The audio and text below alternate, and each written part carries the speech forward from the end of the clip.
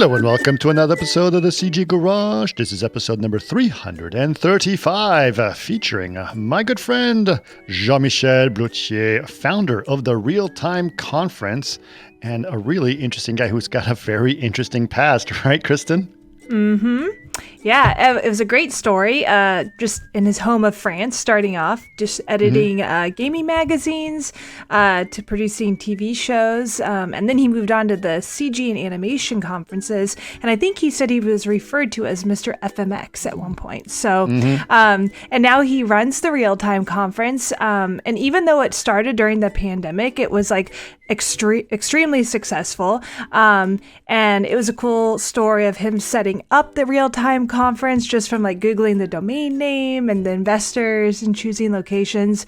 So yeah, and then he talks a bit about what's coming up in November, the rise of the metaverse, populating the metaverse. So it was just great.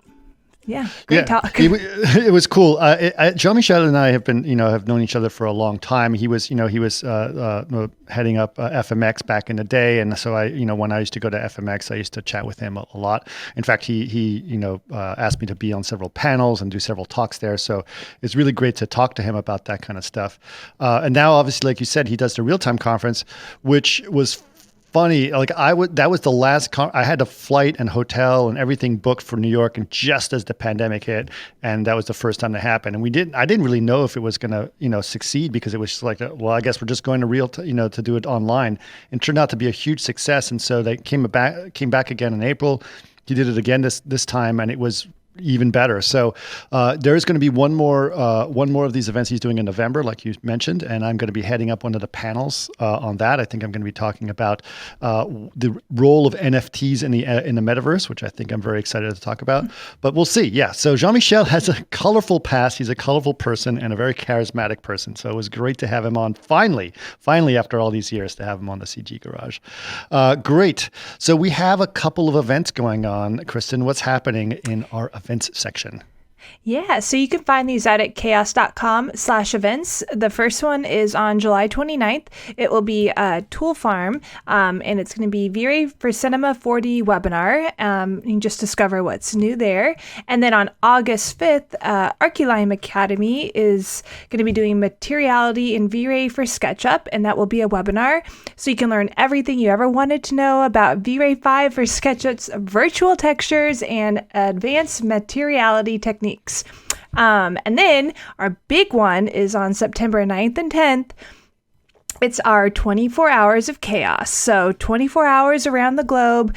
And it will be 12 back-to-back shows, more than 60 hosts, speakers, and guests, all in a 24-hour live stream.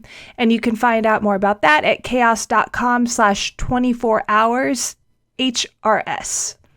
Right. Shortened. That's right. So chaos.com/24, the numbers 24 HRS, right? So go check that out. So I'd love to see you guys there and do that. We did it last year, and I got to tell you, it was a blast. I love 24 Hours of Chaos. I can't believe I stayed up for most of it. I might have fallen asleep at my chair a couple times, but it was really a lot of fun, and I highly recommend it, because you get to really see people from all around the globe, and it's kind of, there's a great movie by Jim Jarmusch called Night on Earth, which is about taxi cab drivers around the globe at night. Ooh. And this is kind of what it feels like, but it's about Chaos Group instead. But anyway, cool, check it out. So all of these things can be found at chaos.com/event. Now, in terms of products, what do we have going on, Kristen? All right, and these can be found at chaos.com. V-Ray 5 for Revit Update 1 is now available. And then we've talked about these, V-Ray 5 for Cinema 4D and V-Ray 5 for Maya and Houdini Update 1s are all available as well. Perfect. So those are all out there. I also want to remind people that Vantage, which is, speaking of the RealTime conference, Vantage has also been updated to 1.3 not long ago, and you guys should check it out. There's lots of new features there. But V-Ray 5 update ones for Revit, Revit, Cinema 4D, Houdini, and Maya have all been out there. So go check those out all at chaos.com. Now, if people want to find out more about the podcast, where can they go, Kristen? You can go to facebook.com/CG Garage Podcast or chaos.com/CG Garage. Or if you'd like to watch us, go to youtube.com/Chaos Group TV. Perfect. And if you guys have any ideas or you would like to ask more questions or, or give us some feedback, please let us know. The email is labs@chaosgroup.com. Again, that's labs@chaosgroup.com. And we'd always appreciate a writing, a review, and sharing on Apple Podcasts. So if you do that, we would love to see that. All right. But that being said, please enjoy this podcast with Mr. Jean-Michel Blottière. Welcome to another CG garage where the Chaos Group talks. You'll know it's over when the last bucket drops. We're gonna fire off rays in high dynamic range. We know that ambient occlusion is passé.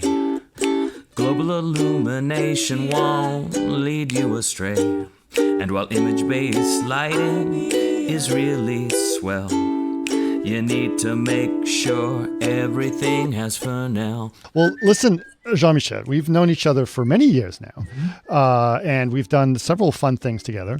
But I think we've never actually had the opportunity to get you in front of the podcast and tell everyone a little bit about your backstory and how you've gotten to get excited about all these things, including what we're doing now in the RealTime conference. So it'd be nice to know a little bit about your history. And let us know, where did this all start? Where did your interest in computer graphics come from? Okay, so first of all, I'd like to understand how long we have for the whole. We have podcast. 1 hour, about approximately 1 hour. 1 hour. Okay, perfect. Yeah. So I can time because my life, being French, might take time. Yeah. Okay, so to make a long story short, I was not at all interested in these topics when I was a student. I was on a completely different trajectory, which was mostly, as for some of us, coming from my mom's choice. And since I was a good-willed boy, I was following mom's advice and trying to please her as much as can be. So she was, my studies were around very classical studies. So I was supposed to become a university professor specialized in ancient Latin, ancient Greek, ancient French, ancient whatever you name it. And so I was preparing this school called École Normale Supérieure de la Rue d'Ulm, which was the highest school possible in this area. And in the meantime, I was playing video games. It was in 1980, and in the 80s, video games were starting to get popular. And my girlfriend at the time had a couple of friends who were also students, and we, all of them were passionate about games. So I started to play video games. I had a VCS Atari 2600, and I started to play video games. And at the time, it was really fascinating to interact with an image on the. We don't remember this necessarily, but it was a kind of a miracle, the possibility to move people, move things on the screen. And my father was the editor-in-chief of a TV Guide magazine in France. And I talked to him about games, and I mentioned the fact that it would make sense for a TV Guide, a weekly TV Guide, to have a story about video games every week. And he said, that would be interesting. Who could do that? And I said, well, I have a few friends and myself, we play games. Maybe we can try to do something. So we start doing this story every week in this TV Guide. And the CEO of the company looked at this and said, well, maybe it would make sense to create a magazine about video games. And there were no magazine in the world. There were one magazine called Electronic Games, which was published in the US, and that was it. So one thing leading to another, I happened to join the CEO to a meeting with Electronic Games in the US, and we finalized an agreement to have the copyright of the magazine. And here we are about to start a magazine about video games. So on one hand, I was pursuing my trajectory And on the other hand, I was starting to create a magazine about video games. And the magazine... So you had one hand in the past and one hand in the present, or in the future, in a sense, in the future, right? It was really because minus 500 before Jesus Christ. Yeah. Roughly, this was the time frame. So anyway, to try to make this long story short, the magazine was started in September 82. I think I wrote the 2/3 of the magazine by myself, and of the first one, and it was an immediate success. And suddenly I was propelled into a completely uncharted territory for me, living the world of the very classical world, very classical trajectory, and taking a complete different road. And 3 months later, the TV called, the first channel in France, TF1, the number one, called the CEO. It was the publishing group had shares of the company. And so there's a big storm going on, so you might hear the thunder. And then the CEO talked to the CEO of the French channel, and the two of them discussed, what are you doing? What are you doing? Oh, we are doing this magazine about games. Oh, that would be interesting. Should we make a TV show about games? And sure. And then it went back, boom, boom, boom, boom, boom, down the ladder until it reached me, saying, hey, Jean-Michel, could you be next week on this stage and discuss with these producers about the possibility to create a TV show about games? And since we are talking about 1983, and at the time the graphics were extremely poor, and the idea of this TV show was to bring the viewers into the games. So basically it was not a TV show which would be testing games. We had no idea that something like this would happen. It was really about how can we bring some kids into the world of the game. So we had a big screen, a big TV, like a giant TV, which was a few meters long, a few meters width, with a mirror under the TV, which was inclined like this, and then a camera on top of this and sending images. So we were sending images in the mirror, which were reflected on the screen, and we were capturing these images from the top, and we were pixelizing some of the kids who were in the audience and taking them into the games. And we were writing stories. So there were 2 male host and 1 female host, and the female host was captured by the bad guy, and she was taken in the pyramids, or she was taken on different planets, etc. And we had to send somebody to rescue her, and there were all kind of excerpts of some games. And since the quality of games was extremely limited, we needed to recreate some images. And there were a small company in France called Images Intégrales, who was really pioneering this thing and working with very archaic machines, creating images like that. On the other hand, at the National Institute of Audiovisual, there were a group of researchers who were also using the machines at night to create computer graphics. And there were a small event called Imagina, which was about to start. It was not Imagina yet. It was just an afternoon of a few hours devoted to the new images, as we were calling it, which were happening at the same time. So this small group of people started to talk to each other. And then we started to produce some images that we could use on the TV, which would be computer graphic generated. And this is how the whole story started. And what is interesting to me is the fact that from day one, I had one foot in the world of interactivity with the game people on very limited quality of images. And I had another foot in the world of computer graphics with people who were not doing real time at all. And you see where I'm leading to this word, who were absolutely linear, but with high-end images. And what was extremely interesting to me is that these two communities didn't talk to each other. They were the people who were making visual effects and were computer graphics images, and they were the big boys, and they were working with George Lucas, and they were, all kind of stuff. And there were these obscure geeks who were programming strange things on their Amstrad CPC or ZX Sinclair or Thomson TO7 or TI-99 from Texas Instruments. So, and it really struck me from day one that there were two different communities. And when I was going to Imagina, I was belonging to the computer graphic community. When I was going to what was not yet GDC, because GDC was not invented yet. There were a couple of other events. And sorry, the tempest is raging here in New York, so they are. It's okay.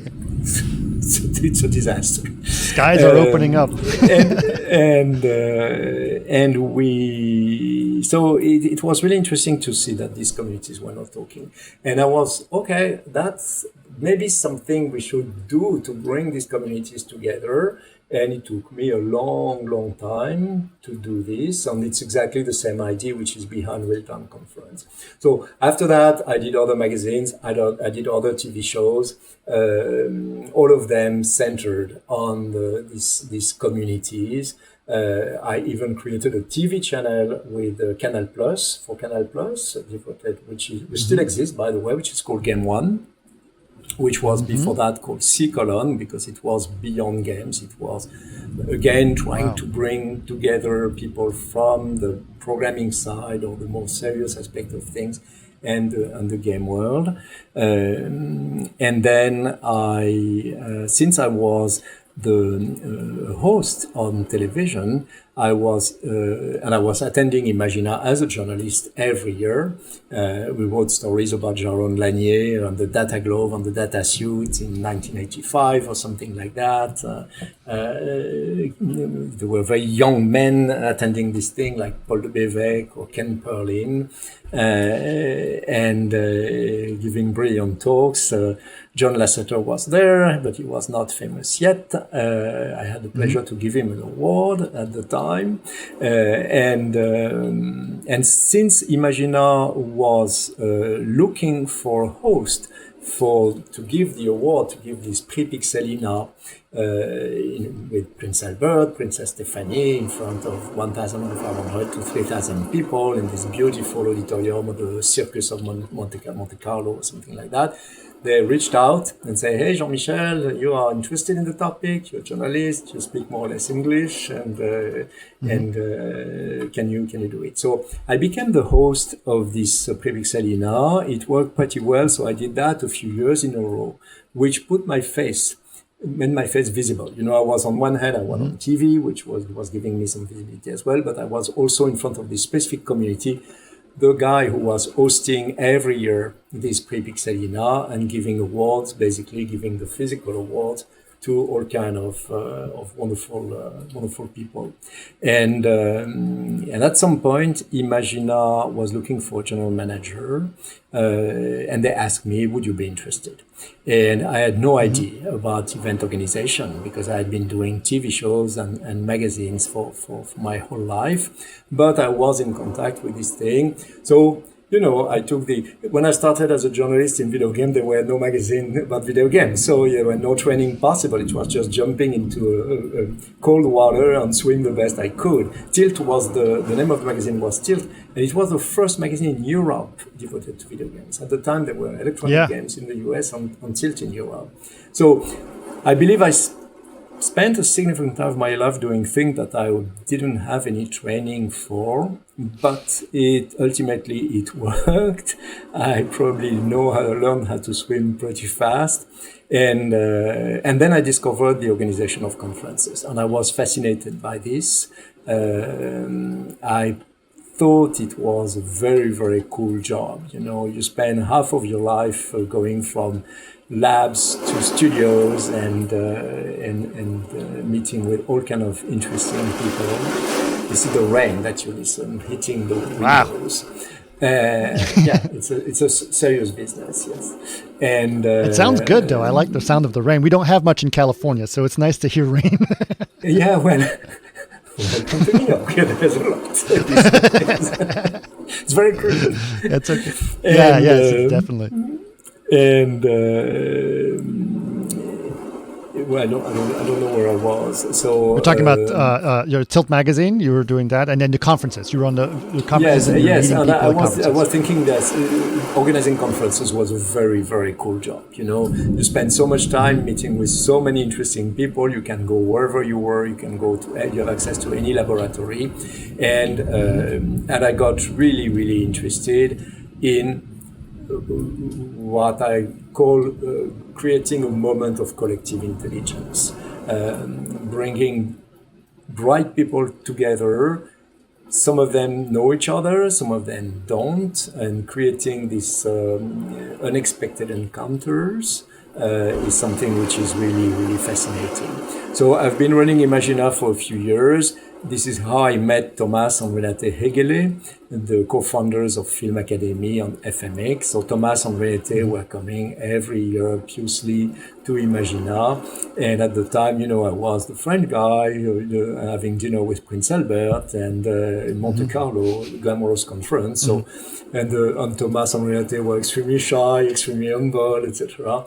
But at some point, we started to talk and we started to become friends and to build this kind of friendship. And at some point, they told me, would you like to come to Stuttgart and visit and see what FMX is? And I went to Stuttgart. I saw Film Academy. I was so impressed.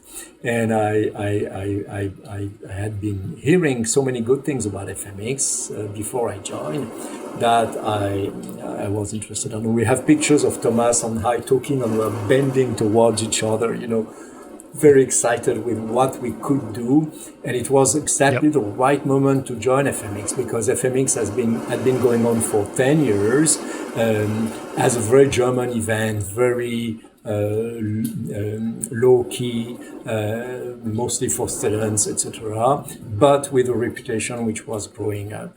And when I joined, the first thing we did was to suppress anything which was in German, to transition to English, to make sure that it was 100% English. There were nothing disrupting the bubble we were creating, the international bubble we are creating, because as soon as you have one talk in German in one room, it's finished. The magic is gone. You know, it's like this moment of suspension of disbelief when you are attending a play or watching a movie. You want to be completely immersed. So we did that very carefully. And then we started. And what year was this approximately? It was in 2005. What year was this approximately? It was in 2005. Okay. Yeah. And in 2005, there were not a lot of people aware of FMX. They barely knew where Germany was, and Stuttgart never heard of it. And you know, why should I go to Stuttgart? I mean, you don't go to Stuttgart on the. And so we've been really, and Thomas and Renate used to go to SIGGRAPH, and they were arriving the day before, leaving the day after. And I told them, why don't we come a week before, and why don't we stay a week after? And we take this opportunity beyond SIGGRAPH and beyond attending the conferences and meeting people at SIGGRAPH. Why don't we go to the studio and meet with the studios one after another? So we did this. It's a lot of work and which is not very noticeable, and that's good that it's not noticeable because it has to give the feeling that it's easy, but it's a lot of little steps, you know, and for each speaker it's usually probably one day of work to identify, get in touch, convince, etc. And at the time, people didn't know. So, you know, and after that they were coming and they were telling me, but Jean-Michel, why didn't you tell me before that such a beautiful event existed? I said, well, I've been trying for a few years, but okay, glad you're here. So this is FMX, and I spent 12 years in Stuttgart, which were wonderful, working with Thomas and Renate and Patricia Rowe joined, and Vanessa Steinman, Mario Müller, really amazing people that I had such a pleasure to work with, to discover also the German culture. And it was interesting because Thomas' dad was in Paris during the war as a German soldier, and my grandfather passed away during the war. He was shot by a German soldier. So both of us were like, okay, we have an history and let's try to mend it a little bit at our very humble level. And so it was very meaningful to have this experience. to work with this amazing university, which is a film academy. And then Thomas left, retired.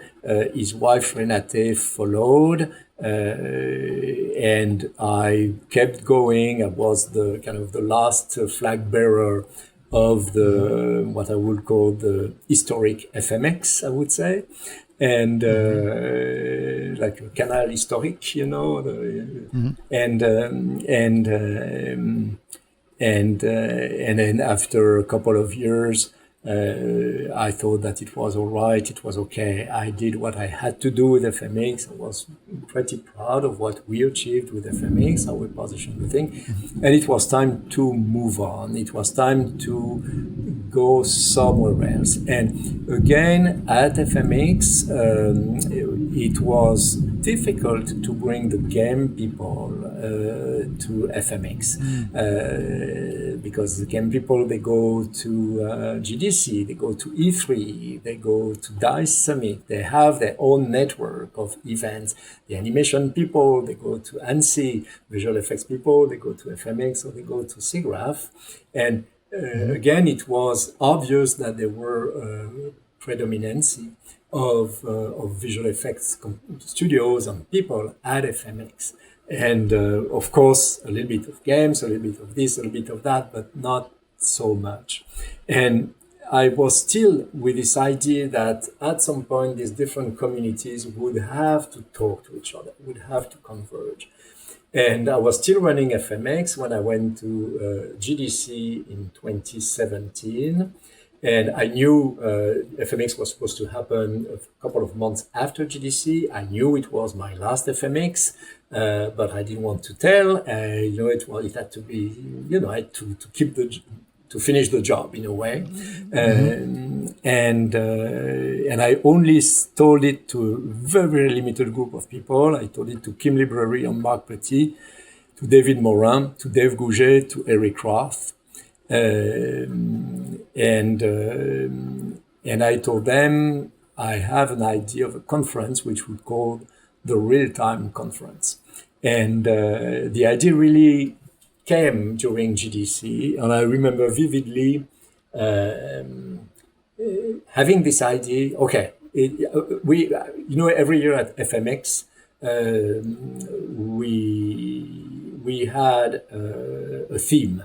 And a couple of years before I left, probably in 2015, we decided to go for the RealTime as a theme. But it was the theme of one event. And then we were transitioning to another theme and to another theme, blending worlds or whatever. And the theme of RealTime was really, for me, still in my head, because it was the game and the real-time and the linear people, can we bring them together? And real-time is exploding. And at the time, Unity and Unreal were growing. But it was relatively new, because for I was about to say for decades, I went to Unity, I went to Epic, and knocked on the door and say, hey, we have FMX. Why don't you come? Why don't you talk? And they were telling me, how many programmers do you have at FMX? We don't have a lot of programmers at FMX. These are visual artists. We are not interested. We are interested in video games programmers. If you don't have that, thank you, Jean-Michel. We like you, but not yet. And then at some point, Epic hired Kim Library. Epic started to hire different people, and suddenly coming from Autodesk, coming from these organizations which were familiar with these other industries than games, and things have been changing. So anyway, I was at the GDC, and really the light came to me because I was also in the middle of a crisis. I knew that it was my last FMX, and FMX was my baby. It was something that I've been so much contributed to. I was proudly bearing this FMX bag. I was Thomas Segele was calling me Mr. FMX. It was just like, in a way, and for Thomas, it was very clear that he wanted to give me the event and to give me to push me in the front, and it was perfect for him because he's shy, he hates the light, and being French, I love the light. So it was a deal which worked very well for a while. So when I understood that I had to leave basically, and it was just.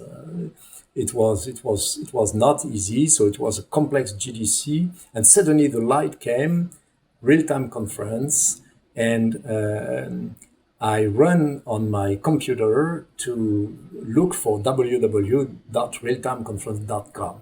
Does anyone owns this thing? And nobody owned it. So I go to Gandhi or to one of these websites where you can protect the name, and I start protecting www.realtimeconference.com.org.eu, and that all of this fine. They ask me for my credit card, and I start looking for my credit card, and I left my credit card in my hotel, which was half an hour away from the convention center. So I canceled meetings, rushed to my hotel, and I can tell you it was just, okay, they have engines looking for this. When I arrive too late, they will have protected already this thing because the algorithm They've seen that you've been searching. Yep. They've seen that I was searching, and they will protect it, and it will be too late. And I arrive at my hotel, I found my credit card, I go back I restart the whole process of still there, I plug the number, you got it. And then it was just like, okay, it was a start. Yeah. It was a real start. And then I started from March 2017 until April 2020. So you see, it's 3 years. I started to look for money, and I had the support of David Morin, I had the support of Marc Petit, I had the support of Kim Luray, I had the support of Eric Roth, I had the support of Dave Gouget, I had the support of Thomas Amvelate Hegele, plus Mike Seymour, plus you, plus so many people who were telling me, like Ken Perlin, who was telling me, Jean-Michel, you brought me to Monte Carlo, then you told me to go to Stuttgart, now you just tell me where I should go, and I follow. It's easy. So I was so gratified and so thankful, for this amazing community. And so we started to meet and to start to build a PowerPoint presentation. And at some point we opened a bank account with $100 on the bank account because, it's do what you can, but we are not necessarily extremely rich in this. And then the project started to take shape. I officially presented it to EPIC. I officially presented it to a couple of people, and I met with an old friend of mine, Raja Koduri. And I don't know if you remember Raja, but Raja used to lead the effort of AMD in creating discrete graphic cards.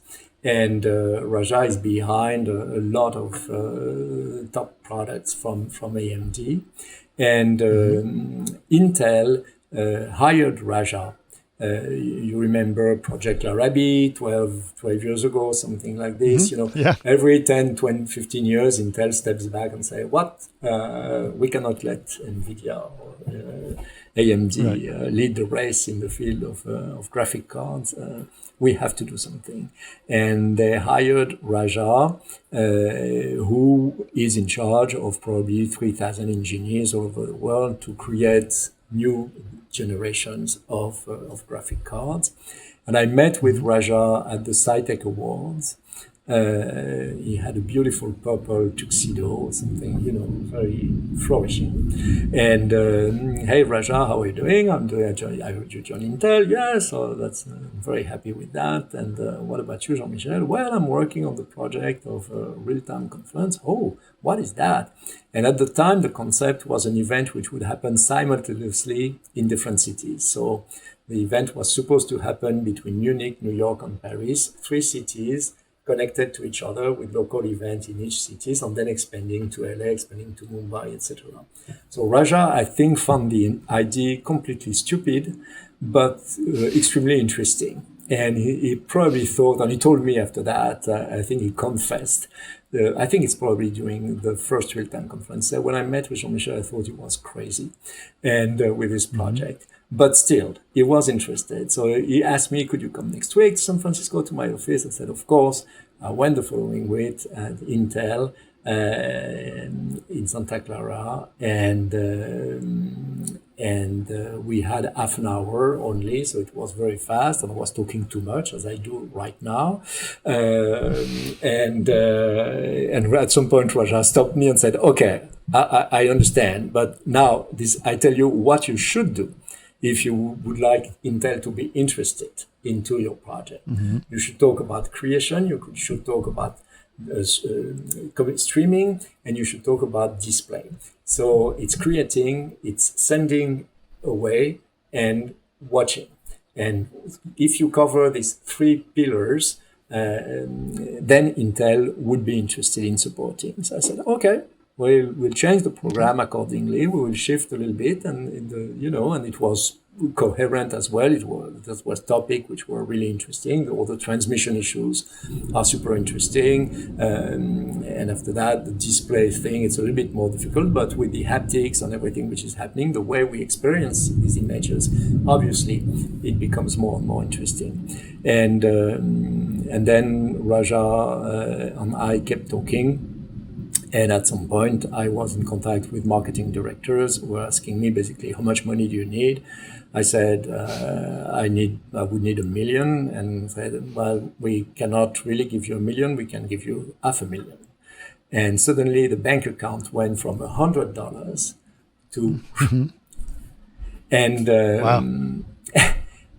Up to the point, by the way, that I was, of course, checking the bank account every half an hour to check when the money would arrive. And suddenly I had the pleasure to see the bank account, bing, which goes. And the following morning, I received this notification from the Bank of America telling me that there were no more money on the bank account. And actually, there were minus $20.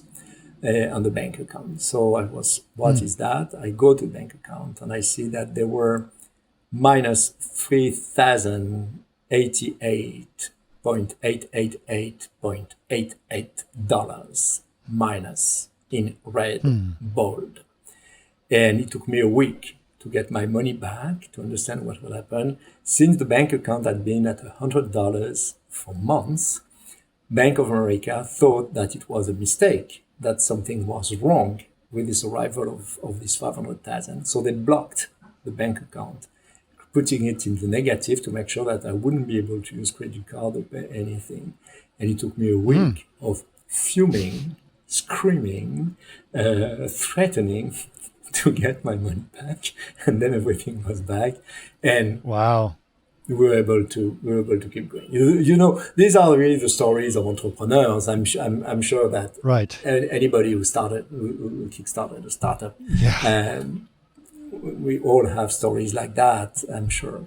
Yeah. And then we had the budget. Epic helped us significantly as well. Foundry joined us from day one. I was so grateful for Jennifer Goldfinch and the Foundry people who were just, and Jennifer told me, Jean-Michel, we believe in you, so it's okay. Do what you have to do, and we support. And a couple of other ones, plus an army of curators, of speakers, of good soul, of friends who wanted really this project to happen.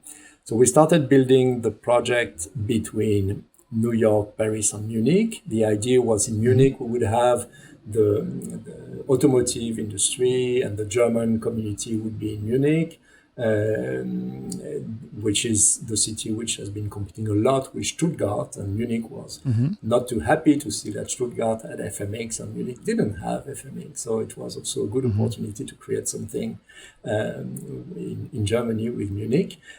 Then there were Paris, where we could easily bring the animation community and some part of the game community with Ubisoft, and with a solid proximity with the UK. So it would be relatively easy to convince English people to cross the channel and to come to Paris for a few days.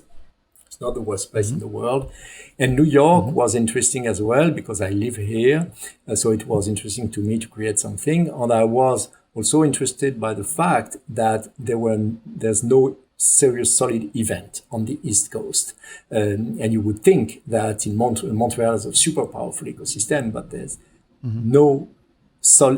there's not one event which is big and at a worldwide level, the same way that a SIGGRAPH or GDC is, or with all due respect, like an FMX for Europe or ANSI for the world. So I was thinking, doesn't make a lot of sense to try to create something on the West Coast because it's already quite populated, but having something on the East Coast could make sense. And it's far easier for a West Coast person to fly to the East Coast than to fly to Europe. You divide the time of of travels by 2, and you divide the time difference of jet lag by 3. So that's important. So we started to plan all of this, started to book room, to pay upfront, to reserve hotel rooms, to start buying flight tickets, and et cetera, et cetera, et cetera. The first event was supposed to happen beginning of April 2020. Something happened end of March. You might have heard of it, and then we had to cancel Munich first. Germany was the first one to shut down. Then we were hoping to keep going between Paris and New York because both Parisian and New Yorker, they are above all of this thing. We are tough New Yorkers, and we are French people, so nothing can, touch us.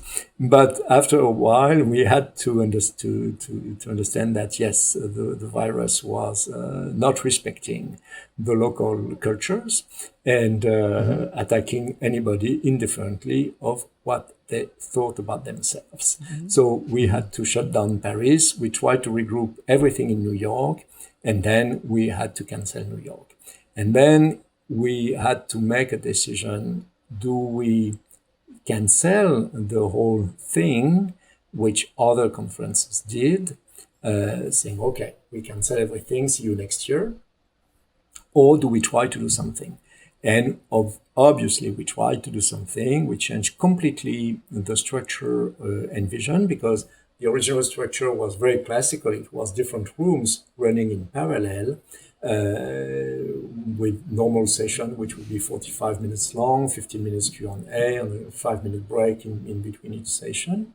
And to have roughly 20 rooms between Germany, France, and the US running in parallel. And we had to compress that in one track with much shorter talks, with this idea that we would create a live show, and it would be a different beast than a traditional conference. That would be a show. That would be a kind of a live TV show where we would take the floor for 12 hours, 14 hours, 16 hours, bringing speakers after speakers, short presentation in the spirit of TED. My wife works for TED here in New York, so I'm very familiar with the way TED functions. And I was encouraging speakers and telling them, try to share an idea with the community, an idea which is dear to your heart, an idea which is important to you. Regrouping this community by architecture, automotive, virtual production, animation, design, and so on and so forth. And we did it. We opened registration 1 week before the event started. So 1 week before the event started, we had 0 registrants. And the minute we opened registration, it started pouring in. And we had 1 new register by 1 per minute or per 2 minutes. And at the end of the week, we had 4,000 people who had registered for RealTime conference. And everybody was there We started the first day with a series of talk about architects, and we had 250 people in the room from the first minute. And then it kept growing, reaching 1,000 people at some point. And so that was the first event in April. But since we had booked 150 speakers for the 3 locations, Munich, New York, and Paris, and since it was a one-track event with only 30, 35 speakers max per day, at the end of the 2 days, we had 60 or 70 speakers who had been talking, and we still had another 75 or 80 speakers. So we decided, okay, let's do another event a month later. So we went back to work immediately. And a month later, we were able to have another event. And in the meantime, another group of 70 speakers reached out and saying, hey, real-time conference, super interesting, would like to be part. Hello, Jean-Michel, can we give a talk, etc., etc. And you don't ever say no. You always say yes, yes, yes, yes, of course. And then we create a third event, which happened in June. So April, May, and June, we had 3 events in a row, bringing more than 6,500 attendees and roughly 200 speakers, I would say, as a total. And it was a blast. Mm-hmm. And everybody was, okay, congratulations, real-time conference exists, and that's good. And then we took some vacation because we were exhausted. And then we were started to kickstart again in September. I got very sick, as you probably know. And instead of starting beginning of September, we started mid of November, which put us in a very difficult situation because budgets were already gone. Usually you start discussing budgets for the following year during the summer and in the early fall. And then you start making sure that you secure the budget for the following year, and then you get the money usually beginning of the following year. And instead of starting this process of looking for budget in the beginning of September, we started mid of November. And it put us in a situation which was not too easy, but we kept going, and we again built a new event which happened in April, and you participated into this event, and the goal was to go to a step further, basically, and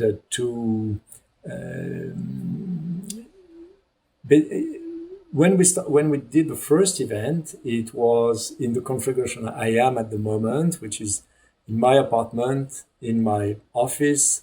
With a green screen behind me, the camera of my computer, a microphone, which is a little bit better, but okay.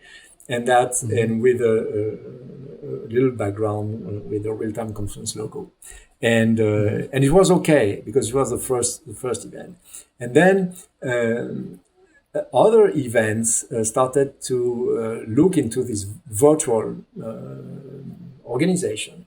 And the obvious thing was to have a little stage. So what a lot of them did was to build a little stage with 3 chairs separated by 9 feet, and because of COVID, with mask and everything, virtual as well, a mix of Zoom and physical, 3 cameras, a mixer, and you do what you can.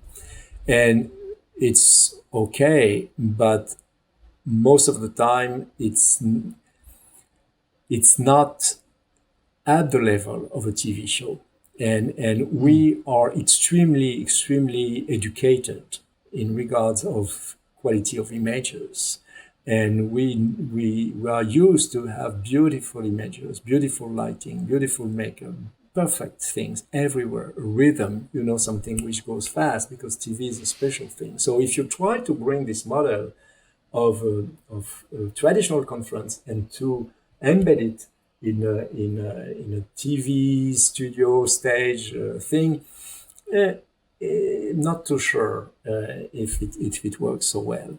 And then there were another group of people who were trying to do this fully virtual thing, so virtual reality headsets, And then you have to download a huge program, super heavy, on your computer. It takes half of the memory of your computer. It's good.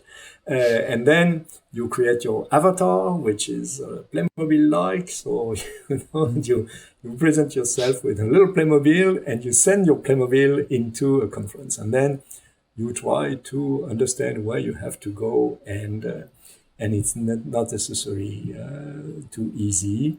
With sometimes as well this attempt to duplicate a physical auditorium, with the red seats, one above the other, and a screen at the bottom, and so on, which is okay. I understand the idea, but it's different. It's not. We shouldn't try to duplicate. Basically, this is what I think. And then we were incredibly lucky, because we met our good friends at NAN Studios, who had this amazing LED stage. And again, it was something which happened really at the last minute in the process. And we were extremely privileged to have access to NAN Studios. And suddenly it was something different, because we were talking about real-time, using real-time tools, and we are discussing topics while using the topics themselves. So that was very powerful experience, and I hope it propelled real-time conference to another level. And yes, it did. We take it from there now, and we'll see what we can do for the upcoming event, which is mid of November, as you know. Yes. So this is really great. I mean, I did have the privilege of attending attending and participating in the Real-Time Conference. I was very excited. I think the first one, which, as you mentioned, was supposed to be April of last year, the physical one, I had my plane ticket and my hotel for that conference. So it was very sad when we had to, it was a situation in the world. We had to accept the situation that it was, right? It was but it was really great that you, in such a short period of time, you were able to salvage it and somehow make it more interesting. And I thought, you had a very interesting attitude about it. It's like, well, this is the Real-Time Conference after all. We should be able to do this. It doesn't necessarily need a physicality to it in some ways.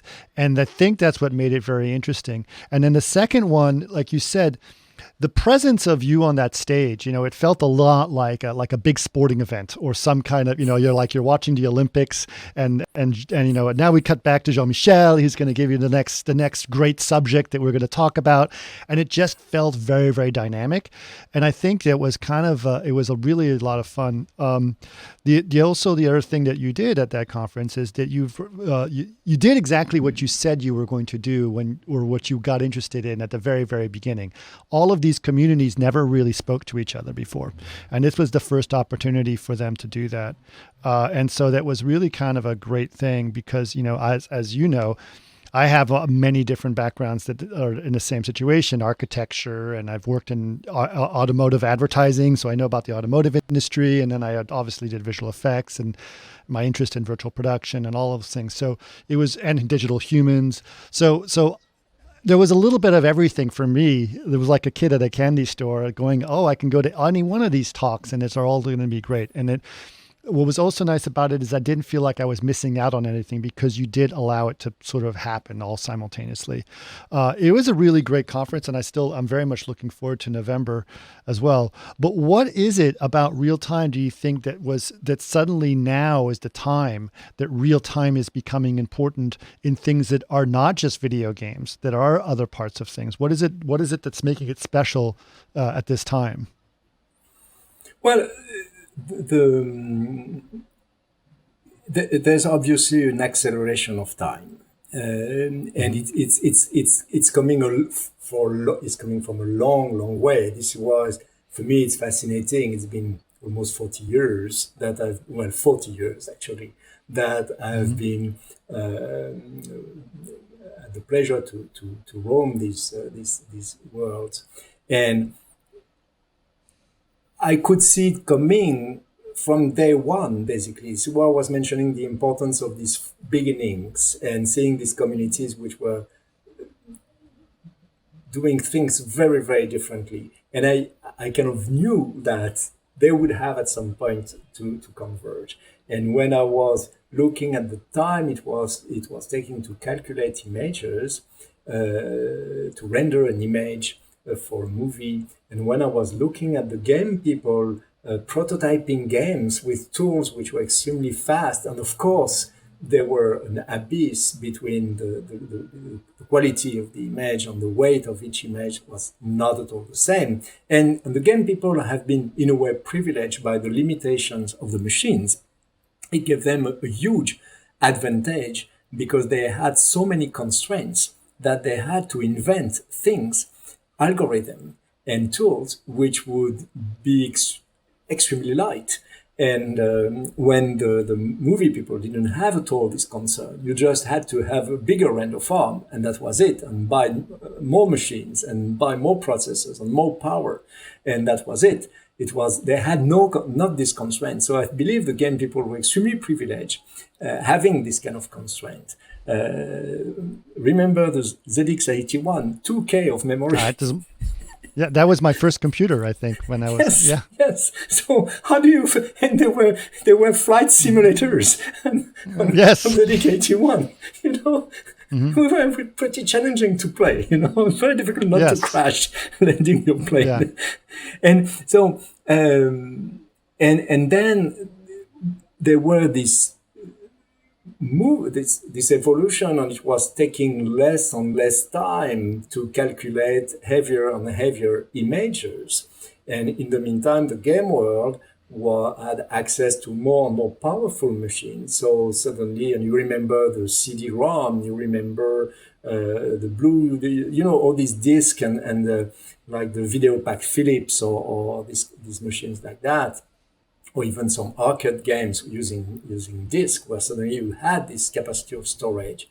And then instead of days, it was hours to calculate the images, and instead of hours, it was minutes, and then it was seconds, and then it becomes milliseconds. And then here you are. And the flexibility of the tools which have been designed to create games, obviously thinking about Unreal, have been adapted so well and so in such a beautiful manner to cope with the needs of the movie industry. And then we started seeing, and with David Morin as a flag bearer of virtual production, I remember David coming to Thomas and I in 2008 or something like this, saying virtual production, you should do something about virtual production. The same way that Christophe Herry, 10 years before, in 2003, came to me, and when I was running Imagina, and said, Jean-Michel, digital humans, there are this small conference in Sausalito, or I don't know exactly where on the West Coast, which is started, and I was thinking, wow, that's super cool. We should have that at Imagina. And we built the first event about digital humans with Christophe at Imagina, probably in 2003, maybe even before. Sorry, this is New York, alarms, ambulances.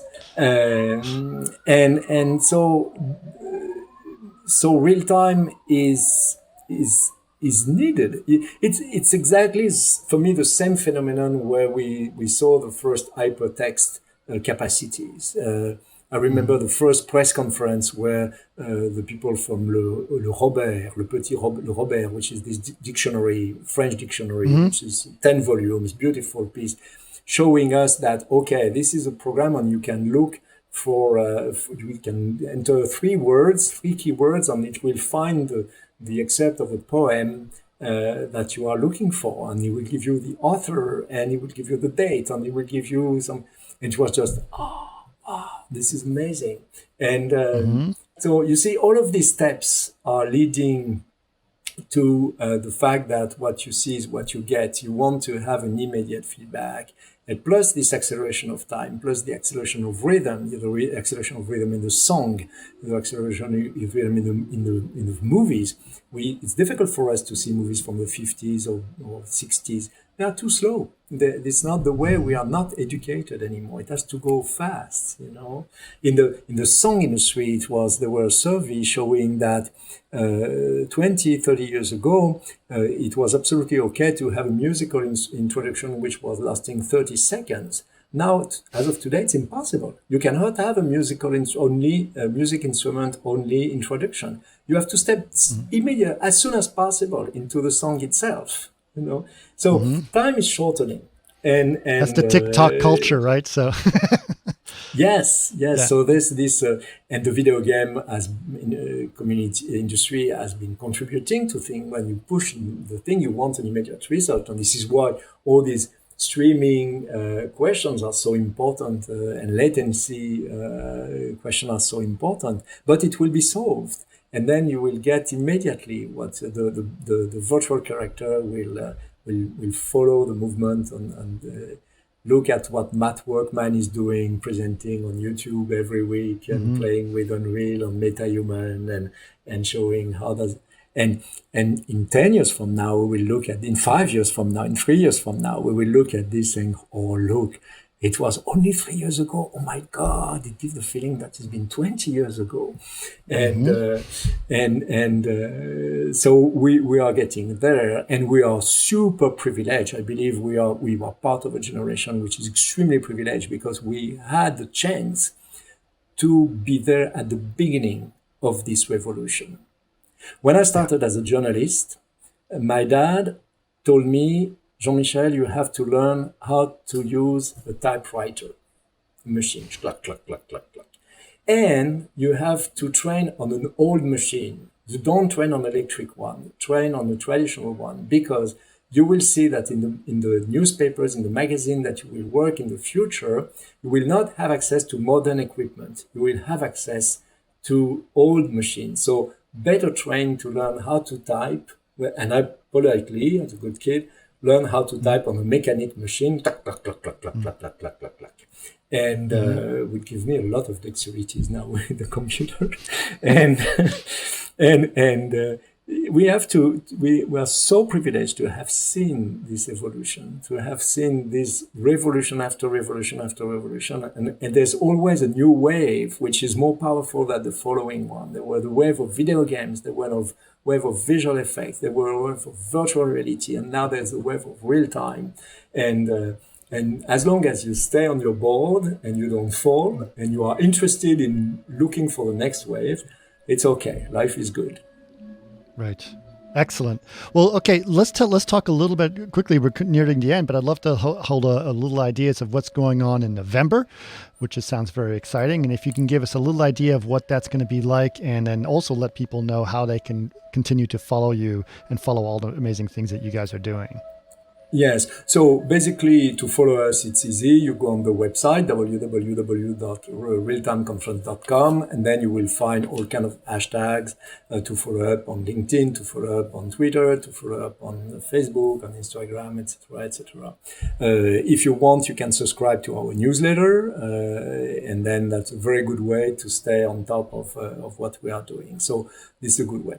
In November, the dates are November 15, 16, and 17. So this is Monday, a Tuesday, and a Wednesday.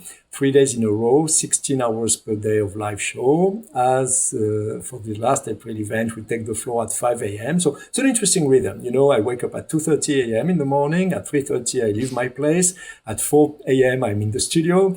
At 5 a.m., we take the floor until 9 p.m. And then at 9 p.m., time to demake up, to change suits, you know, and to say goodbye to everybody. Go back home, to try to take a shower, eat something quickly, go to bed by 11, at 2:30, you start again, and at 3 a.m., 3 days in a row. It's an interesting experience. You did it well, though. You do it well. We do well. We love it. And it's this live, exciting thing. It's in real time. It's live, and it has to be live. There's no pre-recorded session, and it shows, and there are real-time live demos, and sometimes the real-time live demos are not working exactly the way it should be, but it's absolutely okay, because we all know what it is about. It's not this polished thing, pre-recorded, which are very sweet, very nice, very kind, all kind of advantages of doing the pre-recorded. I really understand that. No risk involved. or you limit the risk and you polish your message. But real time, it's alive, and there's a whole world between a live show with everything which can happen and pre-recorded where everything is more polished. So a live show, 16 hours per day, and the theme of April was the rise of the metaverse. And we wanted to discuss the creation of the metaverse and specifically with architects. Architects are designing the world that we are living in, but they are also designing the virtual world that we are more and more living in. So we were discussing the rise of the metaverse, and we will follow the theme in November with the rise of the metaverse, populating the metaverse. And we will interest ourselves into this topic of avatars, and by avatars we mean not only of physical avatars, I mean human digital twins, digital doubles, etc. How do we project ourselves? How do we create multiple virtual identities in virtual worlds? But we will also explore how brands can project themselves in the metaverse. How can they create an identity, a virtual identity? This was the series of talks and panels about digital fashion was interesting in this regard. Having Balenciaga showing how they create a game and how they create a virtual space to impersonate. Because when you are Balenciaga, when you are Louis Vuitton, when you are all these brands, you impersonate yourself by advertising, by stores, by the design of your stores, etc. How does it happen in virtual worlds? How do you create an avatar of your brand into this thing? We will have a strong focus, as always, on virtual production and the integration of real-time tools in workflows. This is an endless topic, and there's so much to be done to implement these tools into the workflows. So no comment on that right now. We don't have the time. That would be another podcast, but I'm sure that a lot of people much more competent than I am can talk about this and already discussed about it. So we'll keep going into this. We will have a focus on NFTs, I think, but you will be better placed to talk about it because you will be the curator and the host of this specific series of talks. And I will give you the floor a few minutes so you can explain what you have in mind regarding these NFTs. Let's switch roles. Let me interview the interviewer. And we will have also we will create a new space. I'm still toying with the idea, still wondering how to do this. But you remember when I was running FMX, I created the closed door CEO Summit. And basically, we were bringing together in one room 30 executives and CEOs, a brainstorming thing for 3 hours. And suddenly, Chris Faria was talking with Victoria Alonso, who was talking with William Sargent, who was talking with, and under the guidance of Eric Roth and my friend Dave Bouget. And we are brainstorming about the possibility to create the same thing during real-time conference and to create the real-time economics forum, which would focus on these issues of money, business, strategies. As you know, a lot of studios are thinking very hard at the moment how to transition from a former model to the new model. And a lot of studios are still working in traditional, what I would call traditional ways, for many reasons. So the teams are trained, and the shifting from linear to real time is much more complex than it looks like. But still, they are all brainstorming and working extremely hard. How do we transition? And so having a specific forum which would allow some of the decision makers who are working on the strategy of the studios for the next 2, 3, 5 years to come together could be interesting. We will have different segments about architecture, about health again, about automotive. The challenge for us is really, it's relatively easy to build a series of talks devoted to each of these communities and to explore how real-time is impacting each of these communities. It's much more challenging to create the bridges between the communities.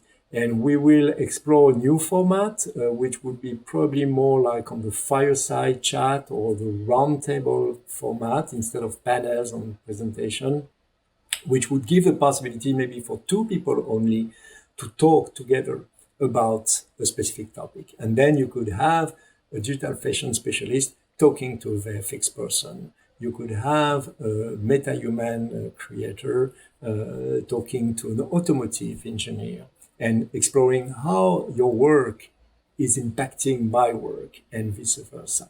So this is what we are working on at the moment, and there will be much more if some people are interested, and if some people are interested in joining the conversation as well, feel free to reach out. And more specifically, we are really extremely careful about bringing as many women to have as much as possible diversity. And these are keywords for us. And it's not just because of a mood or a trend at the moment. We are extremely serious about it. So we are really trying to. I was dreaming about having a real-time conference which would be women only, but it's challenging, and it's really challenging. But who knows? We will see. If we could reach at least a balance between men and women, and to have people from all over the world, which is the beauty of also of a virtual event, which is also something which is possible. I'm very proud that we have 112 countries represented. And sometimes it's only a couple of people who are at the far end of Azerbaijan. But it doesn't matter. I mean, still, these people would probably never have a chance to come to SIGGRAPH, never have a chance to come to GDC or wherever. And suddenly they can be virtually on the LED stage in LA and in contact with the virtual space. We have still a few minutes left. Tell us about NFTs at RealTime Conference. I think people who have listened to my podcast know that I definitely have gone down the deep dive of NFTs and figured a lot of things out. And actually, I've been talking a lot about it with another one of the curators for the RealTime Conference, Alex Coulombe. And Alex and I have been talking about this quite a bit. And we know that there is, the metaverse itself is going to have to think about a different economy and have to think about how that things are happening in that area and how goods are exchanged, virtual goods of some kinds, and what that implication is, because there is going to be someone that, when you quote unquote live in the metaverse, or the part of you that lives in the metaverse will need to buy and sell goods just like any other place that you live in the world. So the NFTs are going to be becoming an important part of things, and there's a lot of misinformation about them, and some of it is correct and some of it is not. But I think there needs to be a healthy discussion about it, and I think the more people understand what crypto is. There is good and bad of all of it. And if we have a good group of people to discuss that, then it will start to make sense about what the metaverse is, not just some place to chat with your friends. It's actually a place where you can conduct business. So, and I think that's going to be an interesting thing and a creative thing as well. And the NFT world is an interesting one. And I think it's become obviously a huge topic. And it's had a spike and it's gone definitely down in some ways. And that's actually not a bad thing. And that's actually a very good thing, because it balances the pendulum. But now I think by November, you'll start to see that this is something that could be really interesting. And I have some interesting people to bring to the conversation. And I'm bringing it to many different places. But I think a RealTime Conference has got an interesting place to talk about that for sure. Specifically in the real-time economics forum. Exactly. Yes. Yeah. The people, there is definitely a place where you buy and sell things. And so I think that that's something that could be definitely very interesting. Well, this has been fascinating. Jean-Michel, thank you so much for being part of this. Thank you. It was great to hear the whole story and your background, and the 40 years has led to us here. And I'm sure we will have many more years together that we can learn from all of the amazing people that you always bring to the stage. So thank you so much for being part of that. Thank you so much for having me.